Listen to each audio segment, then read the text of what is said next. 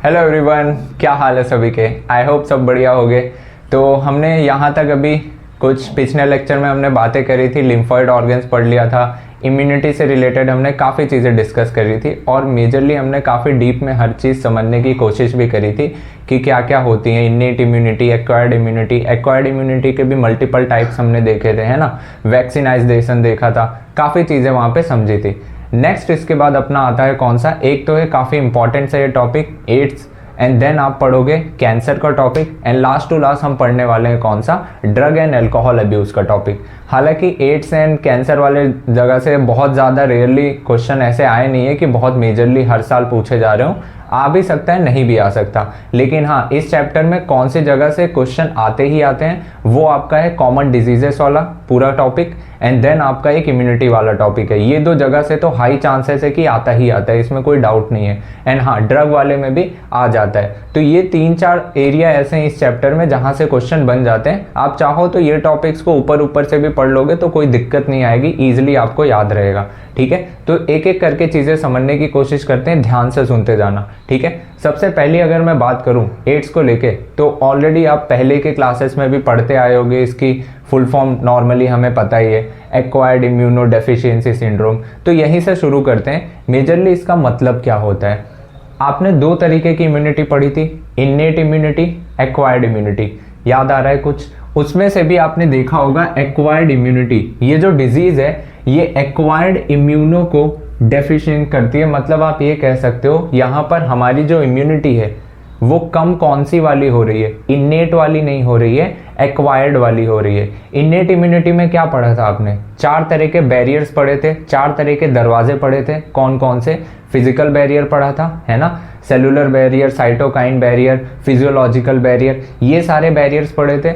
इनमें कोई छेड़छाड़ नहीं होगी, लेकिन प्रॉब्लम कहाँ आएगी, कौन सी इम्यूनिटी में आएगी? जो आप जन्म लेने के बाद से आपके अंदर इम्यूनिटी आई थी, जो आपके किलर सेल्स, TH सेल्स, ये सारे जो थे, helper cells, B lymphocyte, T lymphocytes, ये सब जो रोल प्ले किया करते थे, कहीं ना कहीं इनके ऊपर असर पड़ने वाला है। तभी हम क्या बोलते हैं, एक्वायर्ड इम्यूनो की डेफिशिएंसी हो चुकी है। और सिंड्रोम का मतलब क्या होता है? सिंड्रोम का मतलब होता है जब ढेर सारे डिजीजेस का एक तरफ असर आ रहा हो। मतलब आप ये कह सकते हो कि जब आपको बहुत सारी बीमारी हो गई है और सारी बीमारियों का असर एक साथ नज़र आ रहा है, कि कभी बुखार के कुछ इफेक्ट दिख रहे हैं ना, कभी आपको किसी तरह का बैक्टीरियल इन्फेक्शन है उसका कुछ इफेक्ट दिख रहा है। तो जब मल्टीपल डिजीजेस के सिम्टम नज़र आते हैं तो उसी को कंबाइंड टर्म में हम क्या बोला करते हैं, सिंड्रोम वर्ड यूज़ किया करते हैं। ठीक है, ध्यान से सुनना यहाँ पे।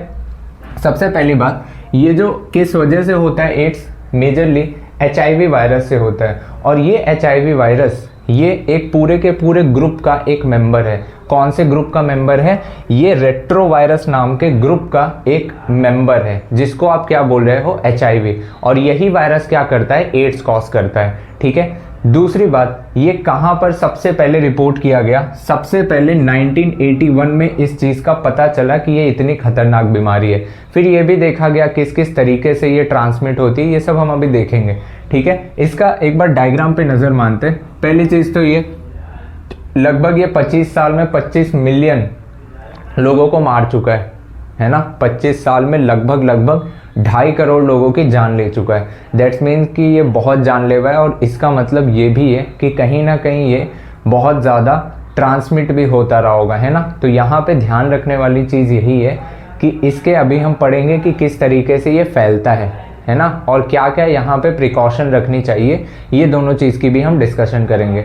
एक चीज़ समझने की कोशिश करना, अगर मैं इसके स्ट्रक्चर की बात करूँ कि कैसा होता है ये वायरस, एक तो इसके बाहर ये एनवेलप प्रेजेंट होता है, ये एनवेलप इसको कवर कर रहा है। हम जानते हैं कोई भी वायरस हो उसके पास प्रोटीन की कोट होगी और उसका RNA जीनोम होगा, लेकिन उसके पास और कोई सब्सटेंसेस नहीं होंगे जैसे कि एक लिविंग सेल में हुआ करते हैं। यहाँ पर क्या क्या प्रेजेंट है, एनवेलप, इसको जो प्रोटेक्शन मिली है, प्रोटीन की कोट है, ये 2 प्रोटीन की कोट होती है, और सिंगल स्ट्रैंड का, सिंगल धागे वाला RNA प्रेजेंट है। बट ध्यान रखना मैं कह रहा हूँ 2 है ना, लेकिन ये आपस में कंबाइन नहीं है कि आप इसको डबल स्टैंडर्ड बोल दो, है ना। सिंगल स्टैंडर्ड RNA है, 2 प्रेजेंट है।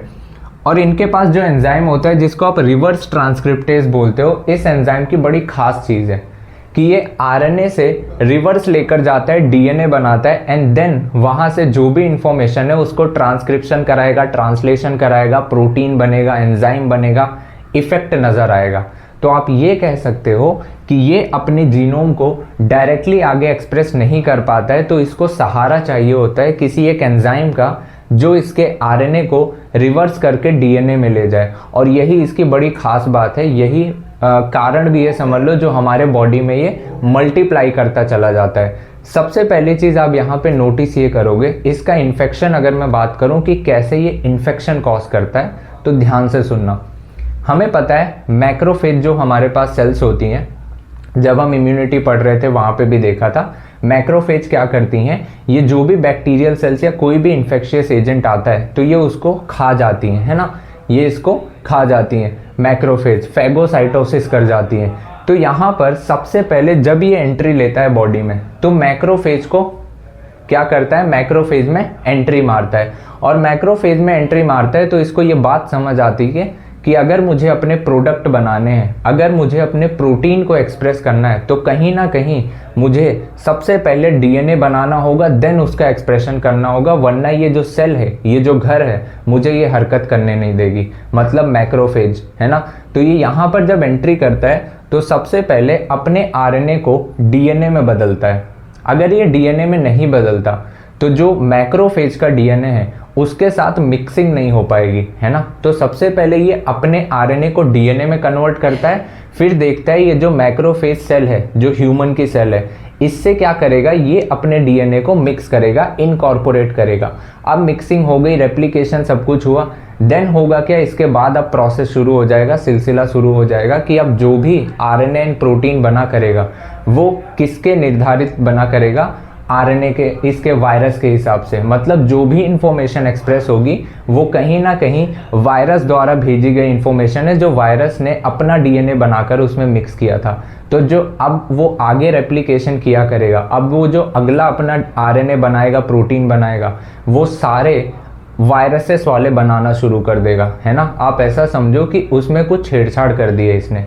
अब जब ये ढेर सारा मल्टीप्लाई करेगा तब अब ये अफेक्ट करेगा कहाँ पर, इसे पता है कि टी हेल्पर सेल्स नाम का हमारे बॉडी में जो सेल है, यही क्या करता है, मदद करता है एंटीबॉडी प्रोडक्शन में। याद आ रहा है कुछ, टी हेल्पर सेल क्या करता था, बी लिम्फोसाइट को बताया करता था कि भाई एंटीबॉडीज बनाओ, आप बम बनाओ, दुश्मन का हमला हो चुका है। मतलब इसके मल्टीपल रोल थे। ये किलर सेल को भी बताता था कि गोलीबारी करो, है ना। इसका कितना मल्टीपल रोल है।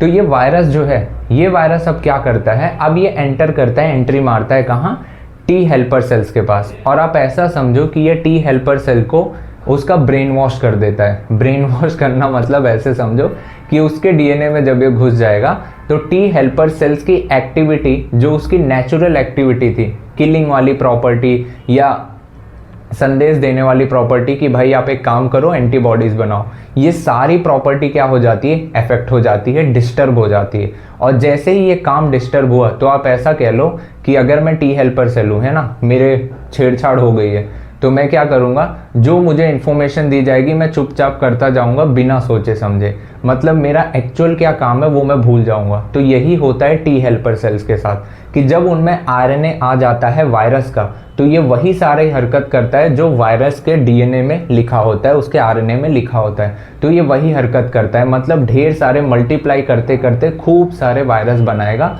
और आप ये कह सकते हो जो हेल्पर सेल था, है ना, हेल्पर सेल डिवाइड करके हेल्पर सेल बनाता, तो इनकी संख्या कम होने लग जाती है क्योंकि वायरस की संख्या बढ़ चुकी है ना। तो यही चीज़ें समझनी थी हमें, ध्यान से देखना। ये एचआईवी वायरस क्या करता है, एंटर करता है मैक्रोफेज में और अपना डीएनए मिक्स कराता है होस्ट के डीएनए के साथ, और यहाँ पर ढेर सारे वायरस बनने लगते हैं। तो आप कह सकते हो कि एचआईवी वायरस की फैक्ट्री है एक तरह से।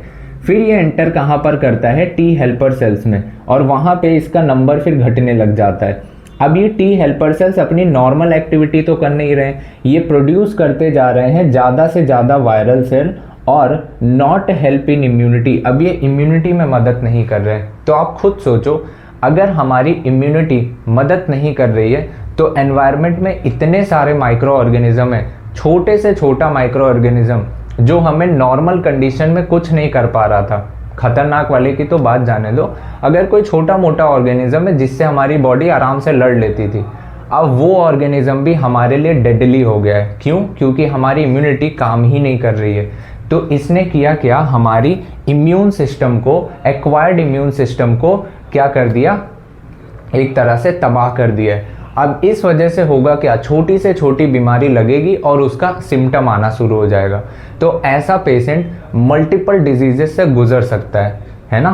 तो वही यहाँ पर बात करी गई है क्या, due to lack of immunity now person suffer with the multiple diseases, बहुत सारे डिजीजेस से गुजर सकता है। इसी को आप क्या बोलोगे कि उसमें सिंड्रोम आ गया है, किस चीज़ का, इम्यून सिस्टम की डेफिशिएंसी का, जिसकी वजह से बहुत सारी चीज़ें हो रही हैं। ये चाहो तो नोट डाउन कर लो, इसके आगे की भी कुछ बातें मैं डिस्कस कर देता हूँ एक बार। चलिए आगे थोड़ा सा देख लेते हैं यहाँ पे हमें और क्या बात करनी है। वहाँ पे हमने काफ़ी चीज़ें डिस्कस करी। अब देख लेते हैं इसका डायग्नोस्टिक टेस्ट आपको ध्यान रखना है, एलाइजा जिसको हम बोल रहे हैं। इसका नाम खाली याद रख लेना, एंजाइम लिंक इम्यूनोसॉर्बेंट, ऐसे कि डायग्नोस कैसे करते हैं, इसका टेस्ट कैसे करते हैं, पता कैसे करते हैं कि भाई एड्स हुआ है। ठीक है, अब दूसरी चीज़, इसका ट्रीटमेंट क्या हो सकता है। नॉर्मली देखो, कुछ ड्रग्स दी जाती हैं जिसका एज सच कोई परमानेंट रोल नहीं होता कि हाँ पूरी तरह ठीक हो जाएगा, पार्शियली इफेक्टिव है, थोड़ा बहुत इफेक्टिव है।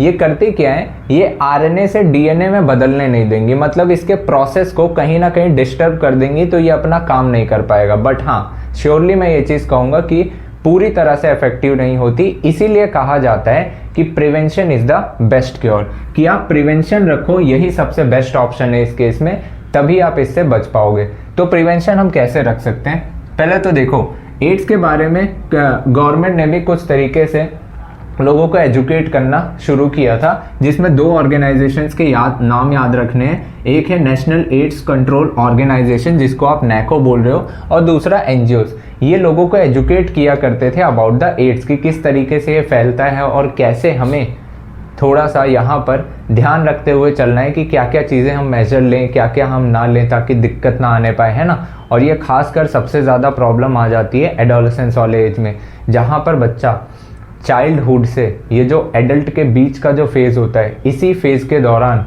ये हाइपर एक्टिव मोड में होता है बच्चा, नई नई चीज़ें सीखने के जिज्ञासु होता है, और मल्टीपल लोगों से कहीं ना कहीं उसका कांटेक्ट होता है, और कहीं अगर वो गलती से किसी गलत ट्रैक पे गया भी, तो भी उसे कुछ चीज़ों का ध्यान रखना चाहिए कि ये कैसे हो सकता है, कहीं मल्टीपल सेक्सुअल पार्टनर्स ना हो, है ना। तो वहाँ पर हम रिप्रोडक्टिव हेल्थ में भी ये चीज़ पढ़ते हैं कि बैरियर मेथड का हम ऑप्शन लेते हैं, है ना, कि हम इन सारी चीज़ों से, सेक्सुअली ट्रांसमिटेड डिजीज़ से कैसे बच सकते हैं, है ना। तो उसमें बैरियर मेथड में हम बहुत सारी चीज़ें पढ़ते हैं, कॉन्डम और भी काफ़ी चीज़ें जो हमें सेक्सुअली ट्रांसमिटेड डिजीज़ से बचाती है। तो इन चीज़ों का उन्हें ज्ञान देना, उन्हें बताना, एजुकेट करना, और साथ ही साथ ब्लड ट्रांसफ्यूजन से भी ये फैलता है। जब खून चढ़ाया जा रहा है उस टाइम पे भी फैलने का डर है कि वो इन्फेक्टेड ना हो, तो इस चीज़ का भी क्योर रखना। और शेयरिंग नीडल, जैसे कुछ हैं जो ड्रग्स वगैरह ले रहे हैं ना, इंजेक्शन के थ्रू ड्रग्स वगैरह ले रहे हैं, तो ऐसा ना हो किसी अदर पर्सन ने जो इंजेक्शन यूज़ की उसको भी एड्स हुआ हो और वही आपने भी यूज़ कर लिया तो आपको भी हो जाए। तो इन चीज़ों का ध्यान रखना है, किसी इन्फेक्टेड पर्सन से ऐसा कोई कांटेक्ट ना हो। और क्या चांसेस होते हैं, मदर से, अगर मदर इन्फेक्टेड है तो फीटस में भी वो प्लेसेंटा के थ्रू ट्रांसफ़र हो सकता है, ये भी केसेस यहाँ पर माने जाते हैं। और इसका डिटेक्शन पीरियड यूजुअली आप जान नहीं पाओगे कि कब हुआ है, कैसे हुआ है, ये पता नहीं हो पाता है, कभी कभार महीनों सालों गुजर जाते हैं। यूजुअली देखा गया है 5 से 10 साल भी लग जाते हैं इस चीज़ को डिटेक्ट होने में। ठीक है, तो यहाँ पर एड्स में इस टॉपिक में यहीं तक बातें ध्यान रखनी है, बाकी आप एक बार रीडिंग भी कर लेना, चीज़ें क्लियर हो जाएंगी। नेक्स्ट हम लेकर चलते हैं अपना कैंसर का टॉपिक, उसमें कौन कौन सी बातें हैं वो एक एक करके ध्यान से देख लेते हैं। चलिए शुरू करते हैं अभी अपना कौन सा कैंसर का टॉपिक। यहाँ पर हमें कुछ टर्म्स के बारे में समझ के रखना है, जैसे कि मैं बात करूँ कॉन्टैक्ट इनहिबिशन की। देखो, जैसे नॉर्मली हमारे बॉडी में कुछ चीज़ें हैं, कुछ प्रोसेसेस हैं जो कंट्रोल एंड कोऑर्डिनेटेड वे में चलनी चाहिए, मतलब संतुलित वे में चलनी चाहिए, है ना। ये होम्योस्टेसिस कहीं ना कहीं मेंटेन होनी चाहिए, ये बॉडी का नियम है। अब बॉडी में होता क्या है कि जैसे सेल्स होती हैं आपस में, है ना, तो तो इनमें ये खाती हैं, मतलब न्यूट्रिशन लेती हैं, ग्रो करती हैं और एक लिमिट तक अपना साइज़ बढ़ाती हैं। और जब अपना साइज़ बढ़ाते बढ़ाते एक टाइम पर आती हैं और अगर ये साइज़ बढ़ाते बढ़ाते बाजू वाली सेल से अगर टच कर जाती हैं तो बाजू वाली सेल से एक कांटेक्ट इनहिबिशन वाली प्रॉपर्टी आप इसको कह रहे हो, जिससे इनको ये संदेश हो जाता है कि अगर मैं टच हो रही हूँ इसका मतलब मेरी ग्रोथ मैक्सिमम हो चुकी है, अब मुझे 2 भाग में बट जाना चाहिए। ये नेचुरल प्रॉपर्टी है किसकी? हमारे बॉडी की। इसी को कहते हैं कांटेक्ट का इनहिबिट होना। मतलब जैसे मैं यहाँ खड़ा हूँ, कोई बाजू में खड़ा है और मैं खाते खाते मोटा हो गया हूँ, मुझे तब अपने आप को डिवाइड करना है कि वहाँ पे मैं उससे टच ना हो पाऊँ, है ना। कांटेक्ट को मुझे इनहिबिट करना है, रोकना है। अगर मेरा कांटेक्ट ना हो उससे, जैसे मैं टच ना हूँ उससे पहले डिवाइड हो जाऊँ, तो ये मैं क्या है, नॉर्मल प्रोसेस कर रहा हूँ। यही प्रोसेस अगर इफेक्ट हो जाता है, गड़बड़ हो जाता है, इसी को कहते हैं कि सेल लगातार डिवाइड कर रहा है अपनी मर्जी से, यहाँ पर कहीं ना कहीं कुछ गड़बड़ हो चुकी है। यहीं से शुरुआत आपको करनी है कि कैंसर कैसे होगा ये मैं बताता हूँ। पहली चीज़ समझना, कांटेक्ट इनहिबिशन को लेकर एनसीईआरटी ने क्या लिखा है। ये कह रहा है कि कांटेक्ट विद अदर सेल, अगर बाजू वाली सेल से कुछ कांटेक्ट होता है तो ये रोकता है कि आपका जो नॉर्मल सेल है ये अनकंट्रोल्ड ग्रोथ ना करे, है ना। मतलब अपने मन मर्जी से लगातार ग्रोथ करते ना चला जाए, इसको संतुलित वे में काम करना पड़ेगा अगर शरीर में रहना है तो ये नेचुरल प्रॉपर्टी है। लेकिन ये जो ट्यूमर बन जाता है कैंसर का, ये कैसे बनता है?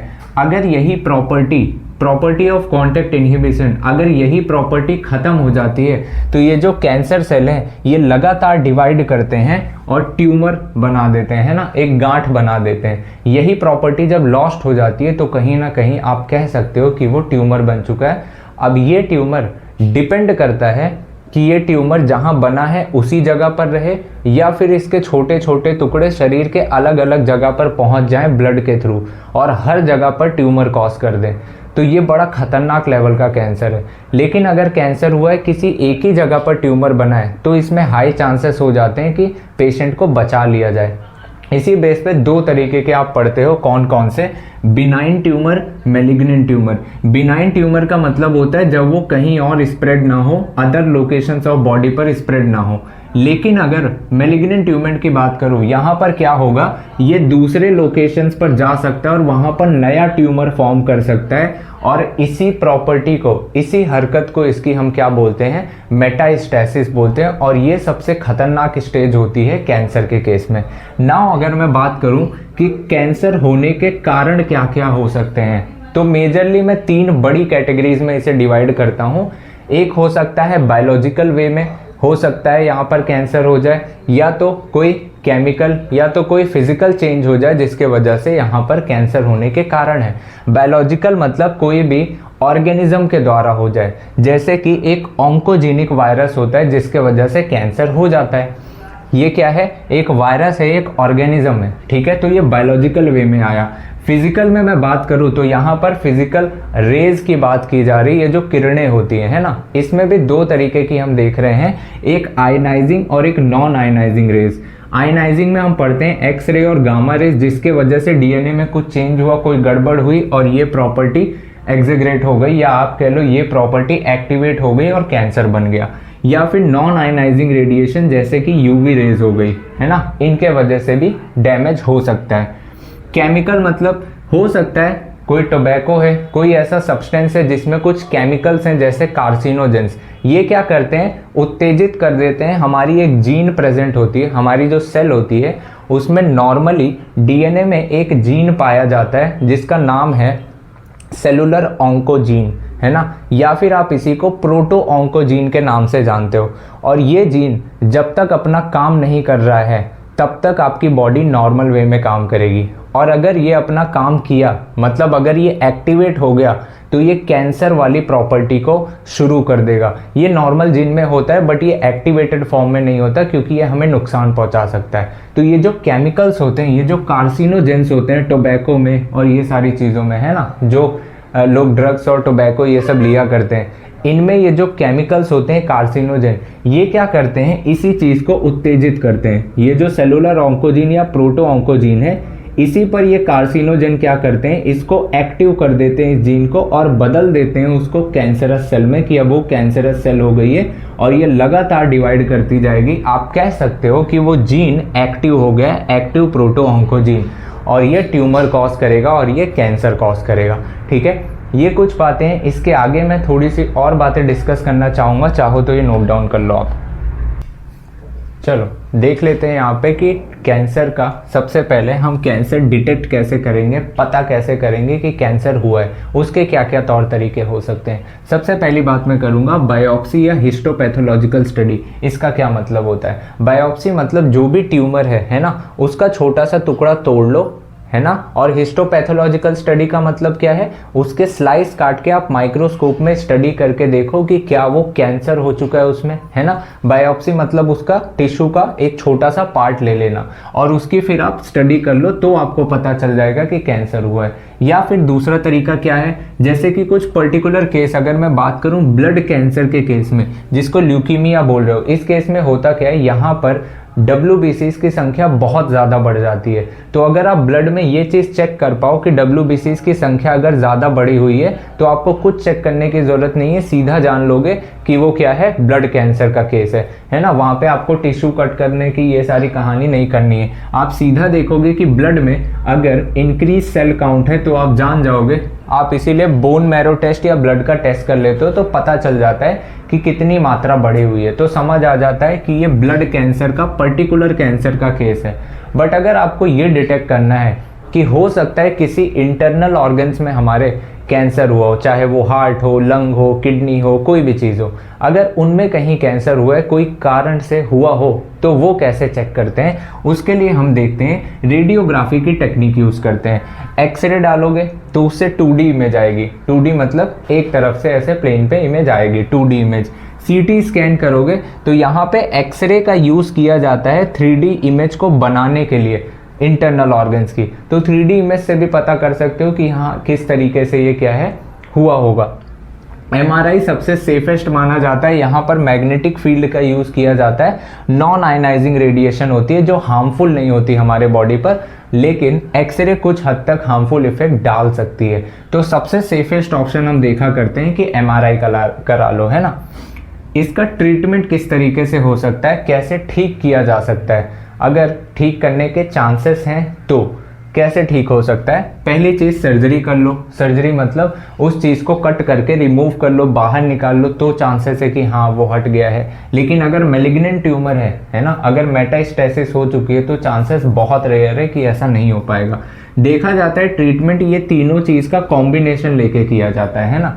सर्जरी में क्या होगा, रिमूवल कर लो। रेडिएशन थेरेपी में क्या करोगे आप, रेज, ये जो अलग अलग रेज होती हैं, इनका यूज़ करके, इन किरणों का यूज़ करके आप क्या करते हो, जो भी ट्यूमर सेल है उसको मार देते हो, है ना। ट्यूमर सेल्स को इरेडिकेटेड लीथली, बुरी तरह से आप उसको मार देते हो। बट एक चीज़ का ध्यान रखते हो कि उसके इर्द गिर्द की आसपास की जितनी सेल्स हैं उस पर किसी तरह का नुकसान नहीं पहुंचना चाहिए, तब वो सेफ माना जाएगा। ये बहुत कॉम्प्लिकेटेड ये सब चीज़ें होती हैं। देन इम्यूनोथेरेपी, यहाँ पे क्या होता है, यहाँ पर आपके इम्यून सिस्टम को जनरेट किया जाता है, एक्टिवेट किया जाता है कि वो पहचान सके कि यहाँ पर ट्यूमर बैठा है।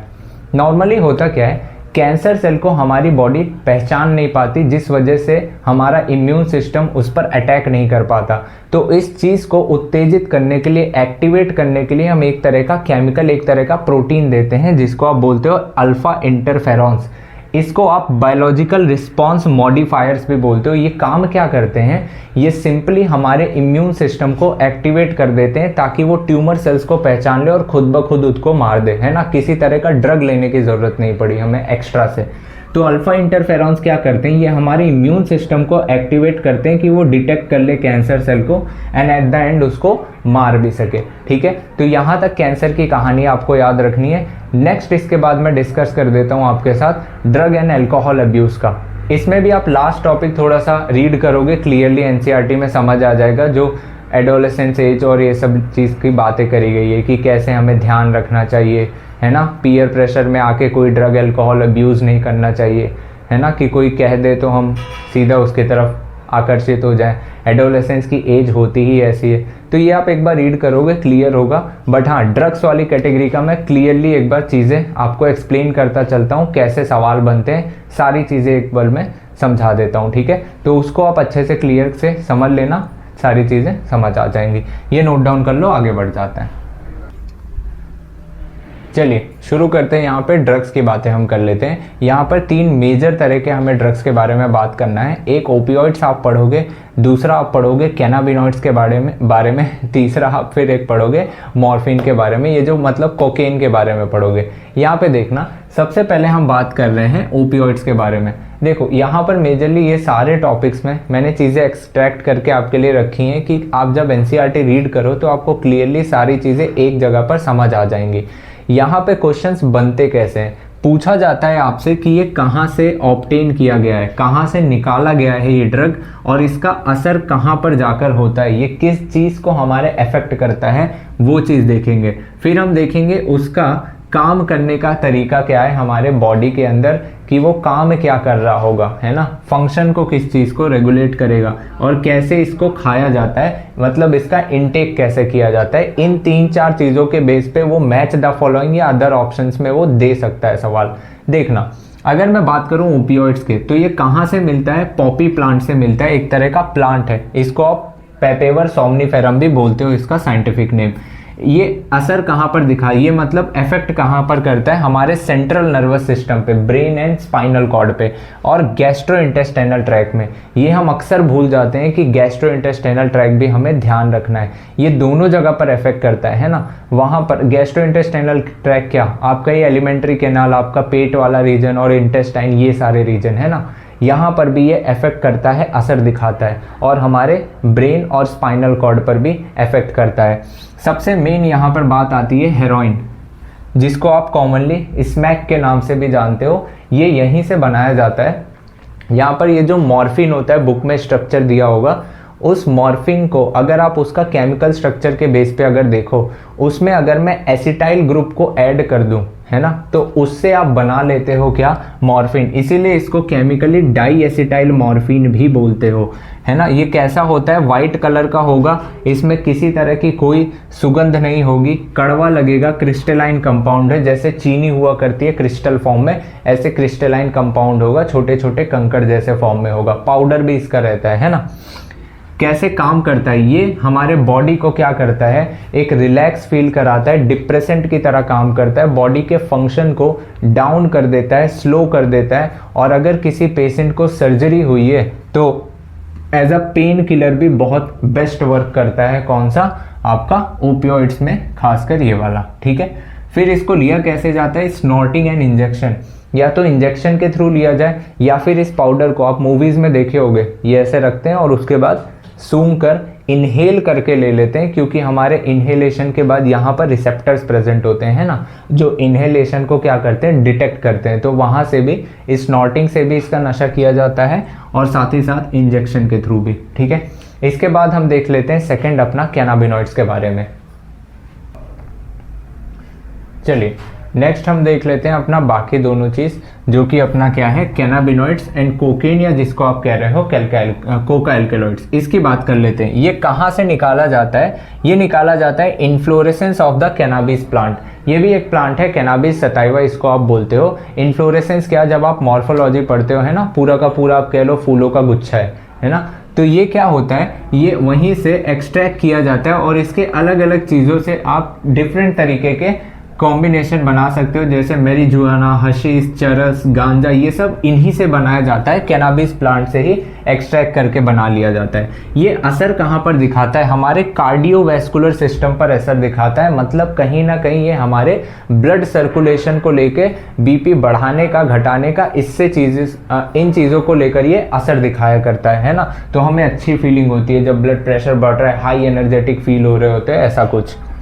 और इसके रिसेप्टर्स कहाँ प्रेजेंट होते हैं, ब्रेन में प्रेजेंट होते हैं।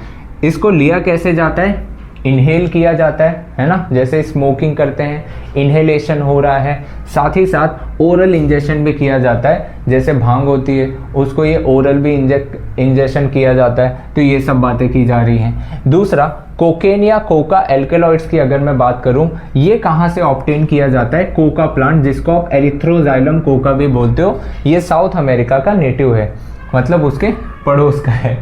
और ये इफेक्ट कहाँ दिखाता है? सेंट्रल नर्वस सिस्टम पे, हमारे ब्रेन एंड स्पाइनल कॉर्ड पर असर दिखाता है। और ये ध्यान रखना, डोपामीन का जो रास्ता था, उसका जो ट्रांसपोर्ट का रास्ता था, ये उसको कहीं ना कहीं अफेक्ट करता है, उसमें इंटरफेयर करता है।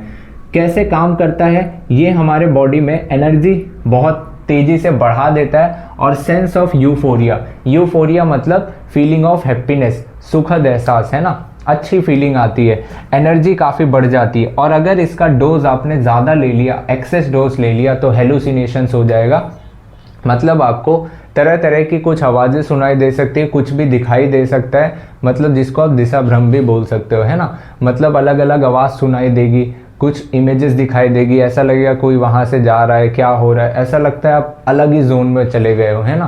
तो ये हेलुसिनेशंस कहाँ पर होगा? ये आपको एक्सेस डोज में होगा, कहाँ पर? कोकेन या कोका एल्केलॉइड्स में, है ना। मूवीज़ में बहुत दिखाया जाता है कोकेन, वाइट पाउडर। तो इसको लिया कैसे जाता है? ये भी स्नॉटिंग से लिया जाता है ना। और भी कुछ अदर प्लांट्स जिसमें ये हेलुसिनोजेनिक प्रॉपर्टी होती है, कौन कौन से हैं? एट्रोपा बेलाडोना और धतूरा, ये तो शिव जी को भी चढ़ता है ना, धतूरा। तो ये दो प्लांट भी ऐसे हैं जिसमें हेलुसिनोजेनिक प्रॉपर्टी होती है। And last to last NCERT में इसी टॉपिक में एक छोटा सा पॉइंट लिखा है कि कुछ ड्रग्स ऐसे भी हैं जो आज के समय पे अब्यूज़ किए जा रहे हैं। अब्यूज़ का मतलब क्या होता है? जब आप ड्रग की क्वांटिटी को ज़्यादा या उसकी फ्रीक्वेंसी को ज़्यादा या कम अपने हिसाब से, अपने मज़े के लिए यूज़ कर रहे हो, बिना उसका मेडिसिनल पर्पस हुए, तो आप क्या कर रहे हो? उस ड्रग का अब्यूज़ कर रहे हो, है ना। तो आप उसके साथ छेड़छाड़ कर रहे हो, तो आपके साथ बुरा इफेक्ट हो सकता है। अब देखो, ये सब जो ड्रग्स हैं, ये ड्रग्स अब्यूज़ की जा रही हैं, जो कि नॉर्मली मेडिसिनल यूज़ में लिया जाता था। जो डिप्रेशन के पेशेंट थे या जिनको इंसोम्निया था, जिनको नींद नहीं आती थी, उनके लिए ये दवा थी। हालांकि इसका यूज़ किया जाने लगा, ठीक है। अब देखो, ये स्टेरॉइड्स लेने का, ये सारे ड्रग्स लेने का मल्टीपल इफेक्ट हो सकता है। एनसीईआरटी लिखती भी है कि अगर फीमेल ने इस चीज़ को ज़्यादा लेना शुरू किया लंबे समय तक, तो उनमें मेल वाले कैरेक्टर डेवलप हो जाएंगे, है ना, मतलब उनमें बियर्ड और ये मस्टैच आने के चांसेस हो जाएंगे, ठीक है। ओवरीज क्या हो जाएंगे? रूडिमेंट्री हो जाएंगी या फंक्शनल नहीं रहेंगी, मतलब मस्कुलाइन कैरेक्टर आएगा, एग्रेसिवनेस बढ़ जाएगा, रिबेलियस बिहेवियर हो जाएगा। और मेल्स में क्या क्या हो सकता है? मेल्स में फीमेल वाले कैरेक्टर डेवलप हो जाएंगे, मतलब ब्रेस्ट का डेवलपमेंट हो जाना, है ना, और एग्रेसिवनेस, ये सब तो रहेगा ही रहेगा। और साथ ही साथ स्पर्म का प्रोडक्शन घट जाएगा, बहुत सारी मल्टीपल चीज़ें देखने को मिल जाएगी, और ये लॉन्ग टर्म इफेक्ट भी हो सकता है, ठीक है। एंड देन इसके बाद आप लास्ट में कुछ टॉपिक्स देखोगे, यहीं पे लिखा हुआ है एडोलेसेंस, और ये सब पीरियड को लेके देखा गया है, जो आप 8-9 से पढ़ते आ रहे हो। एडोलेसेंस जो कि एक चाइल्डहुड की और एडल्ट के बीच की स्टेज होती है, जहाँ पर बच्चा क्यूरियस होता है, चीज़ें जानने सीखने की बहुत कोशिश करता है, और कहीं कहीं कूल बनने के चक्कर में, दोस्तों के ग्रुप से कहीं वो अलग ना हो जाए, इस चीज़ के डर से वो नशे के तरफ भी अट्रैक्ट हो जाया करता है। तो यहाँ पर टीचर्स का, पेरेंट्स का गाइड करने का बहुत अच्छा रोल होता है कि वो उन्हें समझाएं, उन्हें बताएं उसका क्या क्या असर हो सकता है उनके लाइफ पे, ताकि उन्हें प्रॉपर नॉलेज रहे, तो वो अपने हिसाब से कदम उठा सके। तो ये सब कुछ बेसिक सी बातें करी गई है जो आपके लिए इम्पॉर्टेंट भी है, तो एक बार रीड भी कर लेना, चीज़ें क्लियर हो जाएंगी। सो ये चैप्टर यहाँ पे एंड हो जाता है। नेक्स्ट हम अपना चैप्टर लेंगे माइक्रोब्स इन ह्यूमन वेलफेयर, उसको हम स्टार्ट करेंगे। यहाँ तक आप इसको कंप्लीट कर लो, PYQ सॉल्व कर लो, चीज़ें इजीली क्लियर हो जाएंगी, एंड इसके अराउंड ही कहीं ना कहीं क्वेश्चंस आपके पूछे जाते हैं, ठीक है। मिलते हैं नेक्स्ट लेक्चर में। Thank you so much.